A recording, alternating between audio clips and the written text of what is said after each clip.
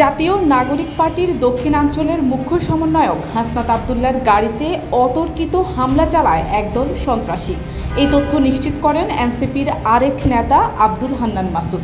ঘটনাটি ঘটে গাজীপুরের চান্দনায়।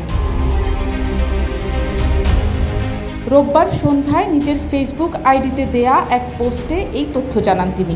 হান্নান মাসুদ তার পোস্টে জানান, গাজীপুরের চান্দনায় হাসনাত আবদুল্লাহর গাড়িতে হামলা হয়েছে, আশেপাশে যারা আছেন দ্রুত এগিয়ে আসেন। একই তথ্য নিশ্চিত করেছেন জাতীয় নাগরিক পার্টির উত্তরাঞ্চলের মুখ্য সমন্বয়ক সার্জিস আলম। নিজের ভেরিফাইড ফেসবুক আইডিতে তিনি লিখেছেন, হাসনাতের গাড়িতে 10 থেকে 12 জন সন্ত্রাসী গাজীপুর এলাকায় হামলা করেছে। গাড়ির গ্লাস ভেঙে গিয়েছে, হাত রক্তাক্ত হয়েছে।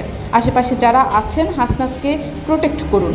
সন্ত্রাসী গোষ্ঠী কারা এবং কেন এই হামলা চালিয়েছে সে বিষয়ে এখনও কোনো তথ্য পাওয়া যায়নি।